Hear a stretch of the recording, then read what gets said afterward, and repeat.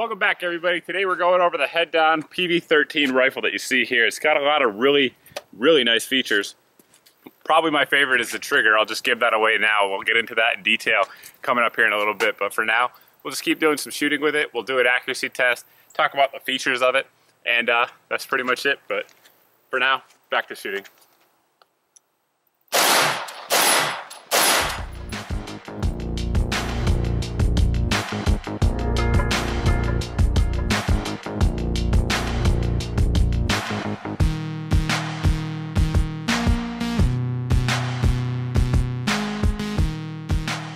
Time to check the accuracy. We got some 62 grain ammo in there and target downrange at 100 yards. If I do my part, it should be a decent group. Let's see.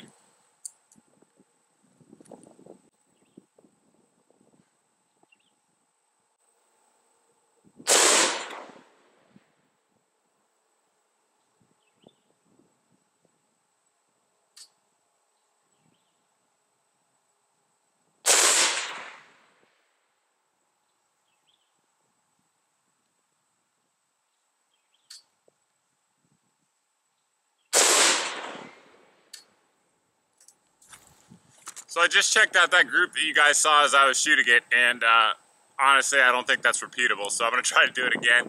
Same distance, same ammo, same everything, and see what we get. Because that one, I think that was kind of a fluke in a good way. Let's see.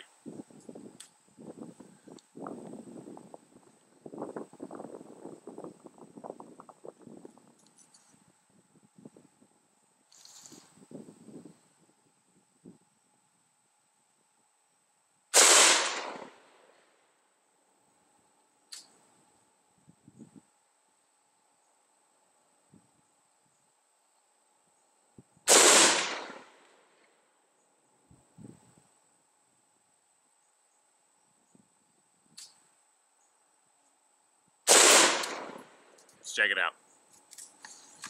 That's more like what I was expecting. As you saw here, this group, I mean, that's like a 0.75 inch group, which would be extremely impressive. And honestly, I didn't think that would be normal, if you will, for the ammo that we're using. So shot it again, and this is more like what I expected to see. I'll measure that when we get back, but it's definitely a good group, well under 2 inches, which, hey, as long as an AR shoots under 2 inches, I'm happy with it with good ammo. So we'll measure that and get you the actual results. We'll post it here on the screen, but it's a good group, no doubt about it. It's an accurate rifle. The rifle is simply loaded with features. I mean, there's all kinds of ones that we're going to go over here in the next few minutes, but one thing I just want to go over first is just head down in general. I met these guys actually the first time probably about 6 months ago, and I actually first heard of them over on Such's channel when he reviewed one of their Deceptus rifles, which was a very interesting rifle. So I actually met up with them at a gun show, talked to them and handled some of these products, and honestly, they're impressive. They definitely make an excellent AR. They started out a few years ago, and they handed out the rifles to a lot of folks in law enforcement, military, training instructors, etc., and told them to break it so that way they could find the points of failure, the weak points, improve on those, and continue to improve their product line. And this is one of their latest offerings and has a lot of those improvements that we're going to go over here. One thing that I should note, though, while all things will break eventually mechanical, Head Down does have a lifetime warranty, and there's a no questions asked warranty that covers everything from the stock to the flash hider. And if you drop it off the back of your truck, if you run it over with a bulldozer, whatever the case may be, they will cover it. So just contact them. No matter what, they will warranty the rifle. So that's about it. Let's get into some of the specifics. Both the upper and lower receiver are billet 7075 aluminum, so very durable, hard stuff. It's the same stuff that the forged lowers on the mil-spec material is going to be. It's just obviously going to be a little bit thicker, so a little bit stronger there. Some folks like billet, some folks like forged, whatever the case may be. Pick your poison, but this one here certainly looks extremely nice. It's got excellent lines, no machine marks on there, and there's some things machined in here that are actually really nice. Number one, you're going to notice here just looking at it is the cutout here for the bolt stop. So when you're actually slinging a rifle, especially as a right-handed shooter, this is flat, and there's no chance it's going to get stuck or caught up in your gear, anything like that, but it's also still very easy to actuate, either locking it open or sending the bolt home. The mag well on the lower receiver is flared, so that way doing mag changes becomes even easier than it is on your standard AR. So you can take your magazine here, which it does ship out with the Lancer AWM. Excellent magazines, as those of you who watch the channel here know. You can put it in there. Yeah, it's still going to drop free very easily when you want to get it out of there.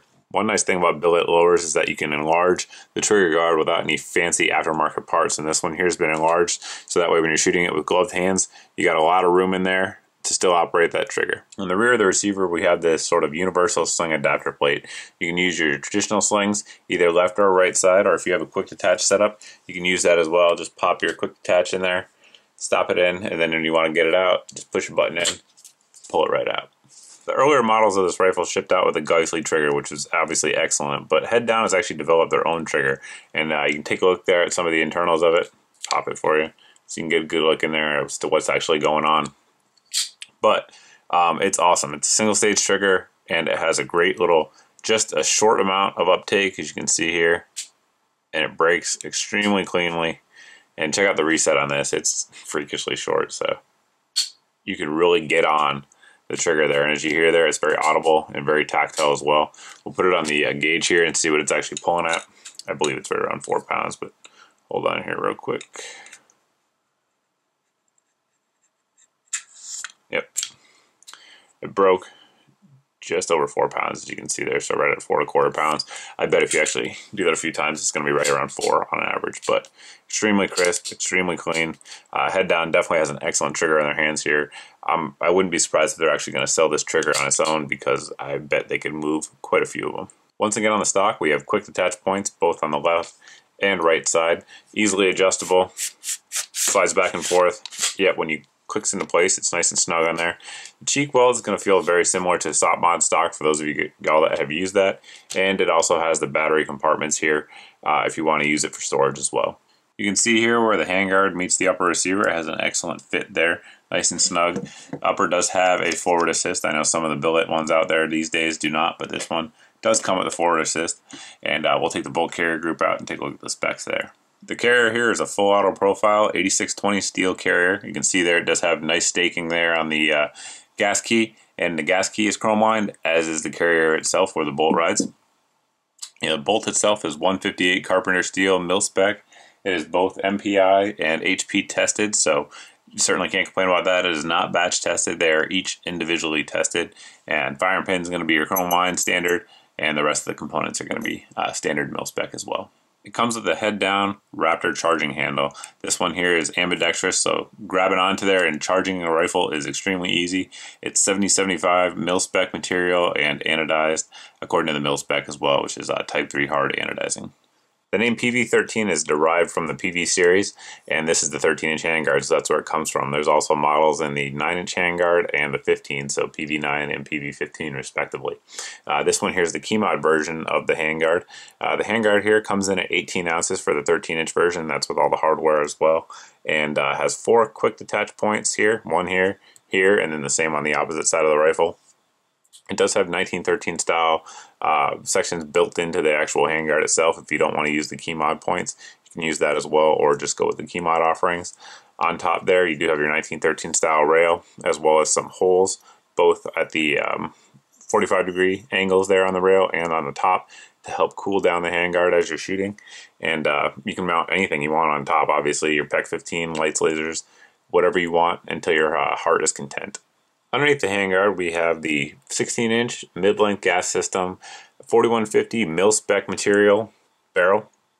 It is treated per the mil specs with MPI, HP testing, all that stuff. Also, it is the head-down profile, which is very similar, at least from what I can see, to a government profile barrel, but it's a little bit slimmer there underneath the handguards until you get out to your gas block, and after that, it's the same as a government profile. You've already seen that this barrel here is a pretty accurate barrel, but it's also an extremely reliable gun. It's everything I've tried to feed it, from cheap wolf up to obviously defensive ammo like we're using out there, or high quality hunting ammo, whatever the case may be. This rifle here is obviously in 5.56, but they do make this rifle in 6.8 and I believe 300 blackout. I know they're also developing an AR-10 or a 308 model. I'm not sure if that's out yet, but stay tuned for that. Hopefully I'll be able to get one in for T&E maybe. Maybe. But if I do, you guys will certainly know about it. But all in all, great rifle. I really Really like that trigger, if I haven't said it before. But shoots great, handles great, and obviously looks cool, which if your guns don't look cool, what's the point, right? I mean, after all. But this rifle comes to market here at, I believe, $18.45 is the MSRP.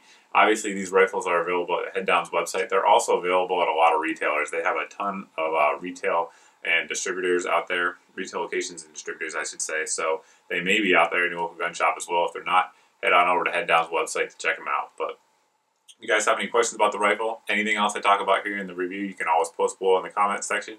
You can also post over at my Facebook page as always, guys. But thanks for watching, thanks for subscribing, and I hope to see you in the next video.